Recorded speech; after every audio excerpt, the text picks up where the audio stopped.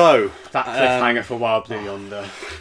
What an episode! Jeez. Loved the redacted and the redacted and the redacted. Oh, and don't forget the redacted. I mean, how could I forget the redacted? That was insane. Yeah, so Twist. By this point you will have seen the first 2 specials. It will all be out there. Wild Blue Yonder, it will have been unleashed. Very good Yeah. to see what you did there. Yeah. And that as well. Yeah. That's going to be so weird to be living in a post-Wild Blue Yonder world. But that is the world that you'll be in. You are in at the moment. So And Doctor Who magazine will have come out that week as well. So probably by then you'll know even more. You'll have a preview of the Giggle. Preview and a preview, I imagine, for Christmas as well in that same issue. So it's going to be a bumper issue. Wow.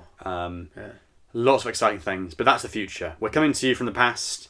From our alternate reality. The Star Beast hasn't even aired yet. So and I still have this on my face, as I keep on mentioning. So, with this final preview for the specials, it's going to be a couple of weeks out of date by the time it comes out. But we certainly know more about this than Wild Blue Yonder, so there are certain things that we can talk about that will hopefully remain relevant. Of course. So, with this, the Giggle... this is where the Toymaker shows up. It's been said. Do we think he's going to pop up beforehand? Is he there before? I mean, everybody will know, but I don't. Let's make fools of ourselves either way. I think he'll have popped up at the end of Wild Blue Yonder to lead us into the Giggle. I think, or at least there will have been a hint. Open like the Doctor's like, there's someone else pulling the strings. So the Doctor doesn't come face to face with him until this, but I think it's entirely possible that we see a little cutaway of him or something beforehand. That's the thing I was thinking as well, actually. I probably should have mentioned this earlier, but it's going to be interesting to see how they play all of these, not so much with Star Beast, but with the second and third ones, how they play that week beforehand in terms of what they reveal, what they release. Because as we know from sort of recent history with things like the Next Time trailer for Survivors of the Flux, when Kate Stewart showed up, and then that week was kind of dominated by that. Could we get a similar thing again where they've held all this stuff back for Wild Beyond and also for this one as well a little bit. Perhaps some of those reveals will come a little bit earlier on the night of the previous one. We'll get some reveals in the Next Time trailer and that'll keep us talking.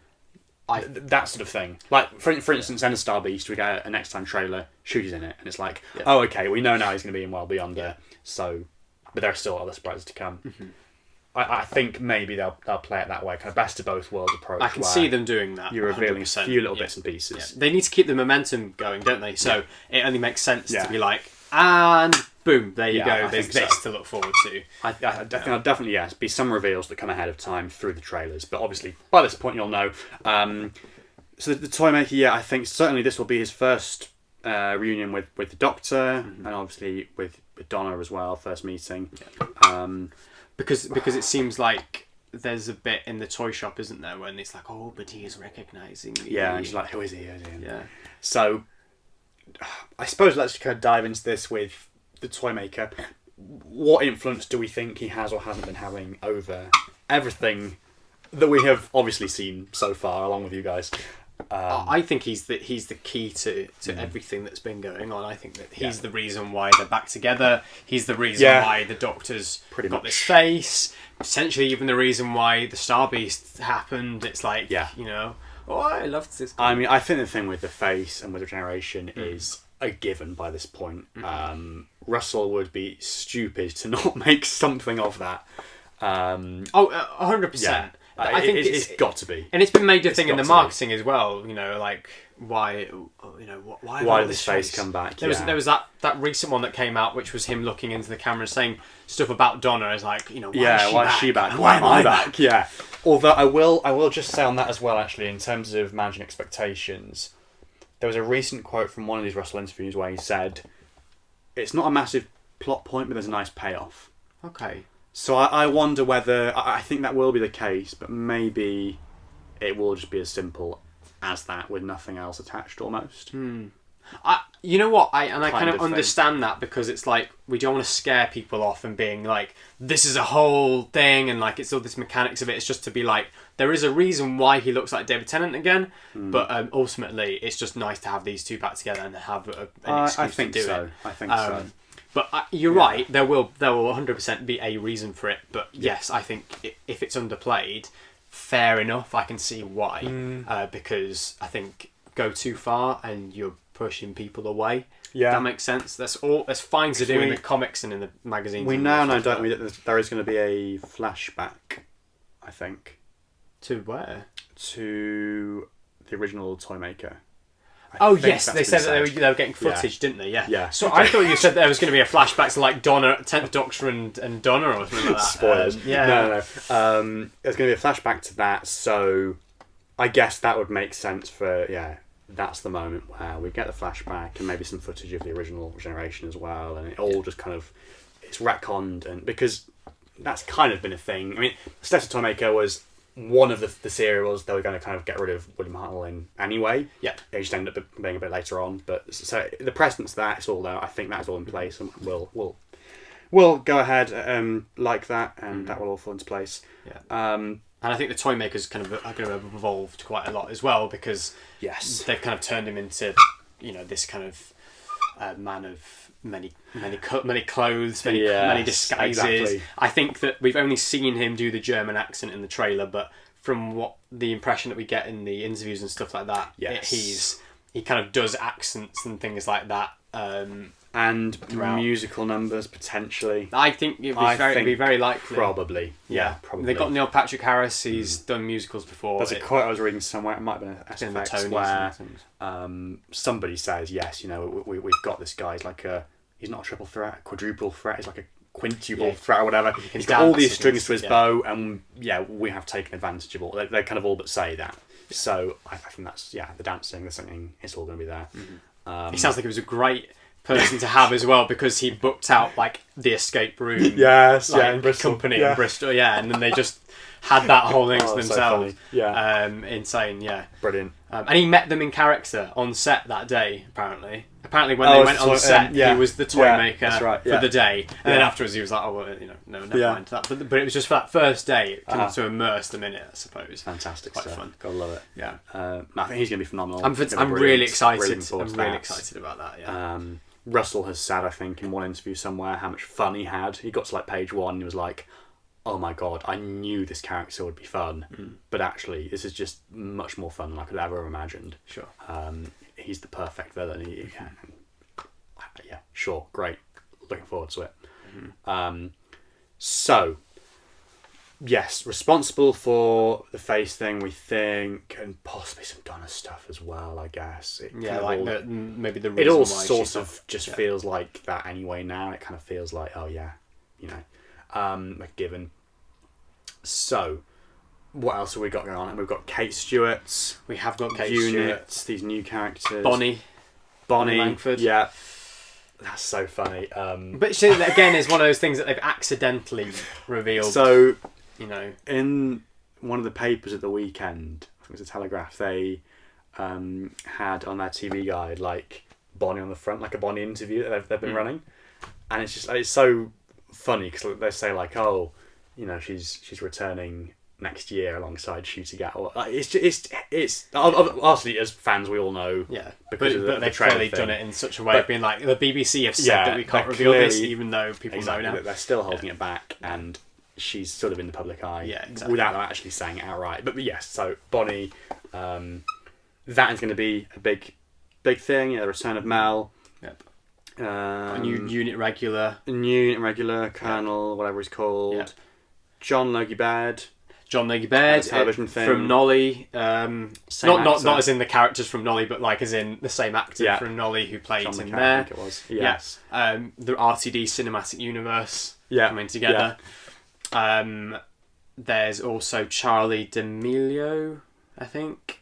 Oh no, he's Charles Banerjee or something? Yeah, that's it. Yeah, and I think does that mean that he's possibly the character who we've seen walking into the toy shop? Yes, I think that's confirmed. Him? Yeah. That's confirmed. Yes, that's him. Obviously, a big star from Corrie. He said that he's kind of a niche feather to his cap of being in every 60th anniversary of celebration of two big British institutions. It's a sort of coincidence that's happened twice. Yeah. No, so a lot of things going on in this though. Actually, I'm kind of finding, I don't know what else we can sort of say really. Like, we know all these people are going to be in it. We know there's going to be it's a big Russell alien invasion story. Something with Stooky Bill. Stooky Bill, yeah, that's going to be terrifying. In the mines. Puppets. Yeah, lots of puppets.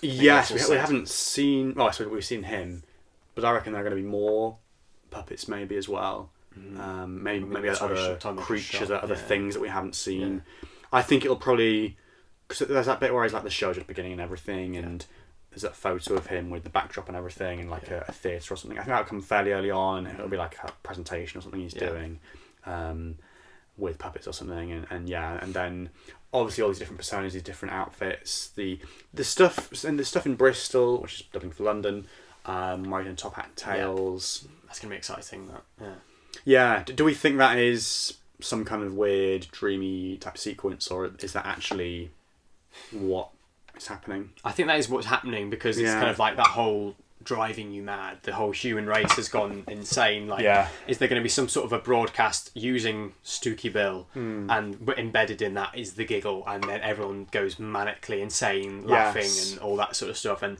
essentially it's a case of like, how the hell are we going to bring people back down to reality again? Yeah, how do we fight the human race? How do we fight the human race? We see that Wilf's in that sequence as well. I was going to say, so no idea how that works, but he's there. He's there. Maybe he's not in the Star Beast. Maybe he's only. We'll get know by now, but maybe he's only going to come in the final special, because that was shot in the daytime. I think actually thinking back to it, it was. His stuff was all shot in the day. All the stuff we've seen, all the stuff we've seen, sure. Yeah. So given that because they shot stuff at Camden, no, is it Bristol?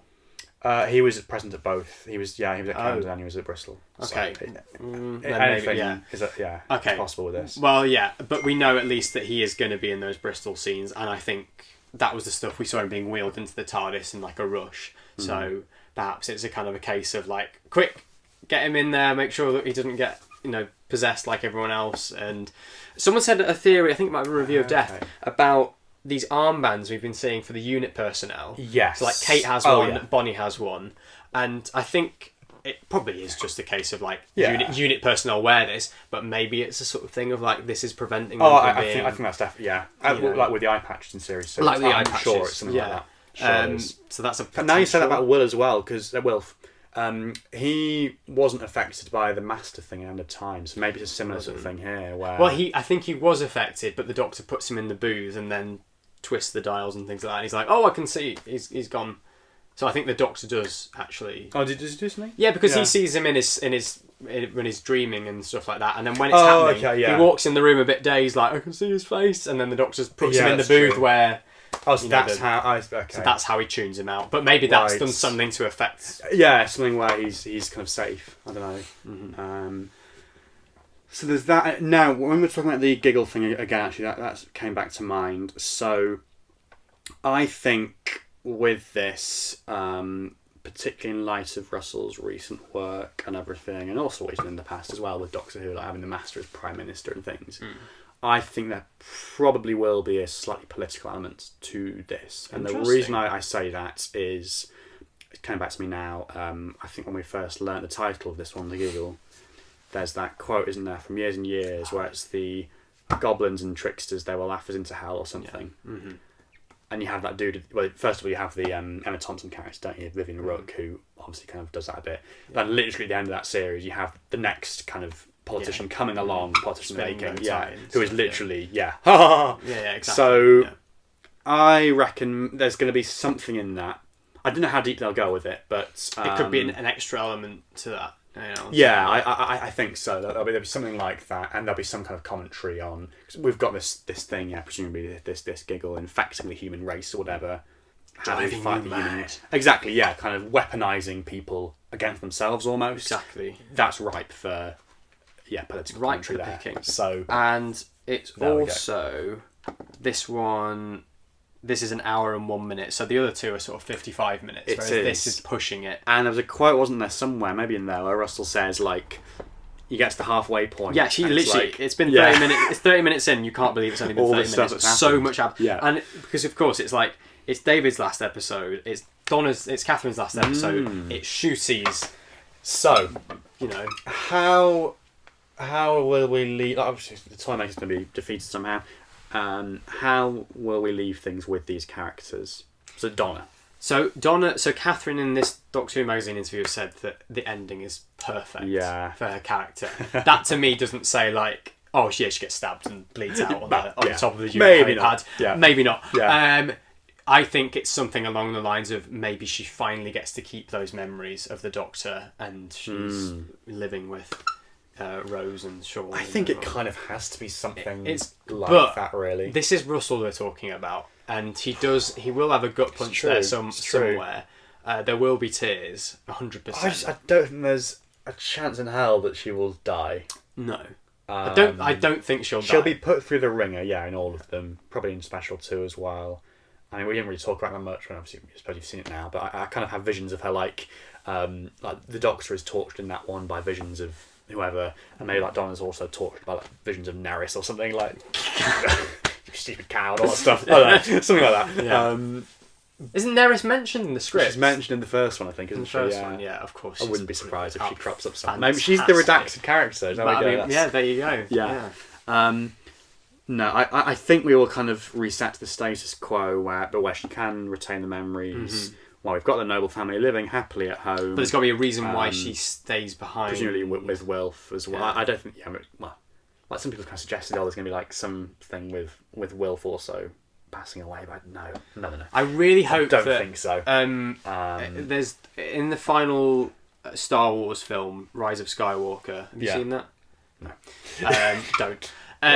Carrie Hope Fletcher? No, that's clear. Carrie Fisher. Yeah, I know. She passed away before anything was even shot for that film. Right. And they used footage of her from The Force Awakens and they blended it in. And it was done... And then her character passes away in that film just because they were like, we need to have a reason for it. I really hope they don't try and do that with Bernard Cribbins. I hope they don't know with Wilf in terms of we'll try and work out a way of saying that he's passed away. Like, I think they should just make him part of the story and then let him. Hope. Basically, I'm hoping that they don't let that affect the story, if that makes sense. You know, do you see what I'm trying to say? Yeah, I think they'll kind of. Yeah, cherishing. They will leave it there, and they'll have the family back together at the end or whatever. With their pet meat as well, and sort of just that's how we'll leave them, and I think we'll definitely leave them in a place where they can return. So like with Donna, with the memories thing, this is the chance to fix that, but it's the chance to change that, to leave it in a place where she can. I mean, I don't know whether she will come back after this, but I don't think so. Possibly not. I think Rose, they'll certainly leave the door open with Rose. Yeah.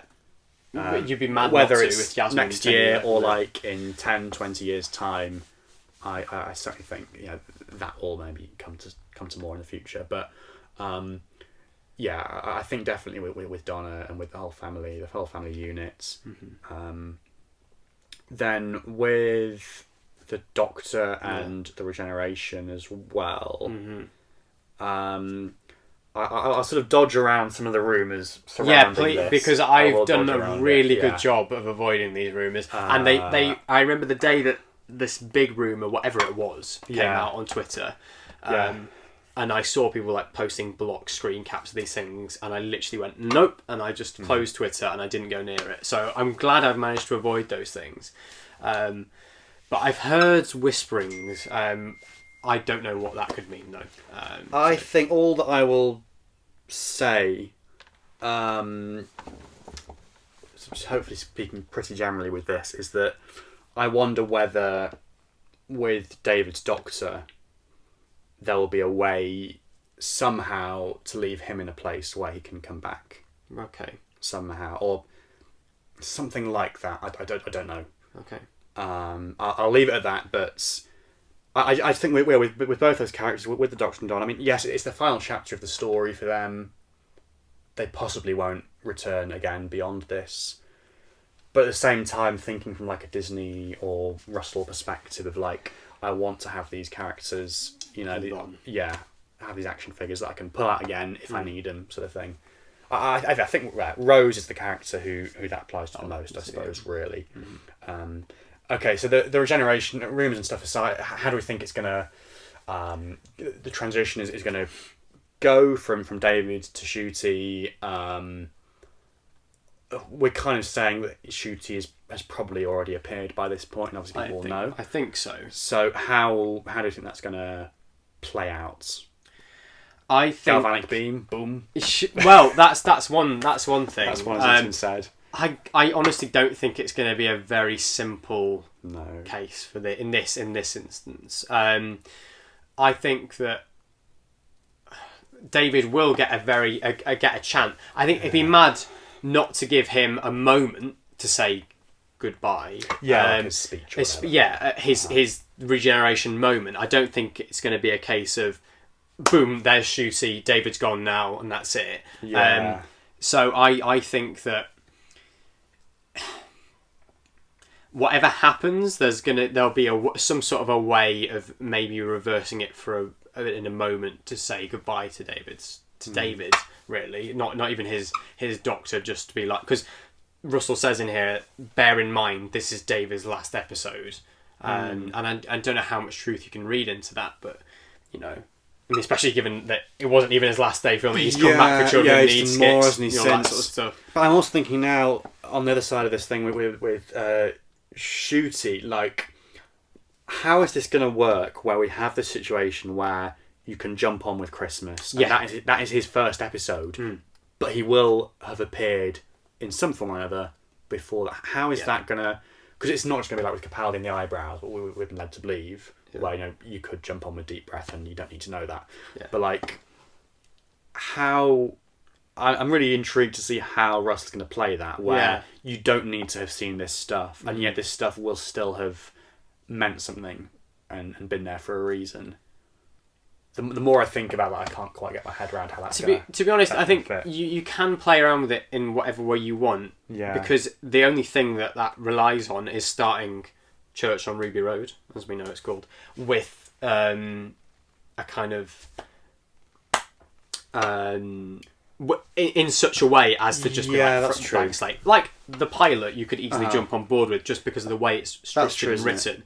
I think that the Church on Ruby Road will have no reference whatsoever to the Giggle. There'll be no previously. There'll be no cliffhanger ending that leads into it. However it ends, Ncuti. It's probably going to be one of the first instances where... Do you think it's going to be more like Rose, where like... Yeah. It's a Doctor's first episode, but they have sort of been around a bit before that. Yeah, they've been kicking around. Essentially, I think the Church on Ruby Road is going to be like a Rose kind of episode. Yeah. But also, I think this might be one of the first instances where a regeneration story, especially for the new series, ends in such a way as to be like...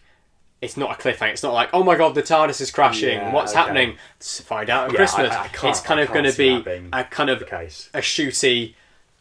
May well be that shot of him, when he's opening his eyes, here's the sunset, and it's like, and here come the adventures, Yes. It's a kind of like, everything's sorted on Earth, Donna's done that, David says goodbye, maybe in a location that we've seen before, this isn't me referring to rumours, I literally have no idea, yeah. Sure. But maybe in a sort of a certain location, David has a proper chance to look at the sunset, say goodbye, regenerate, Ncuti's there. And because of all the stuff that's been going on, we don't get that post-regenerative like, oh, what's happening? It's kind of just like a. I think. And now it is my go. I think that's bang on the money. And he looks out on that sunset or whatever landscape it is, and goes, "It's time.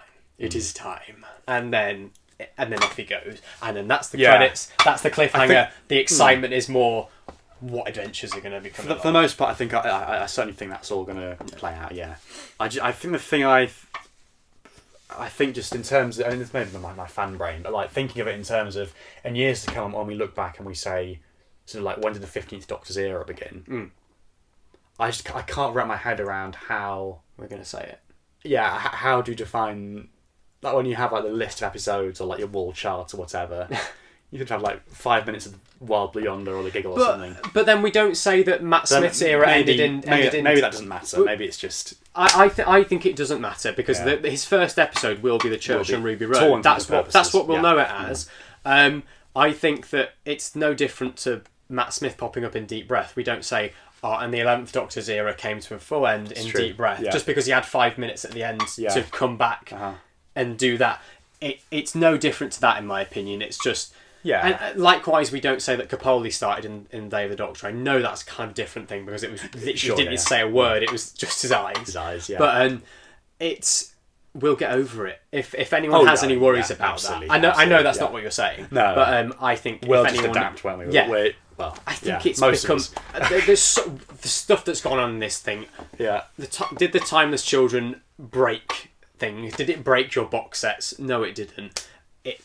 We just move. We move. We do, don't we? And who cares if it's if it's in aid of the story? Do what you can. Do what you want. Throw the rule book. Yeah, throw the rule book out. Because when you're restrained by those kind of things of technically we can't have him appear until he actually regenerates. Yes. Then that means storytelling is refined, is restricted. It's what makes it exciting as a concept, isn't it? It does, and because we're now excited of we know that he's going to appear somehow, to what degree and all this sort of stuff. It's going to be interesting. Okay, yeah. I see but I think we know that the Giggle will end not on a cliffhanger, but on a note of excitement. I think that for the is future. that's definitely. We're closing. It's really closing on the chapter on those. Yeah.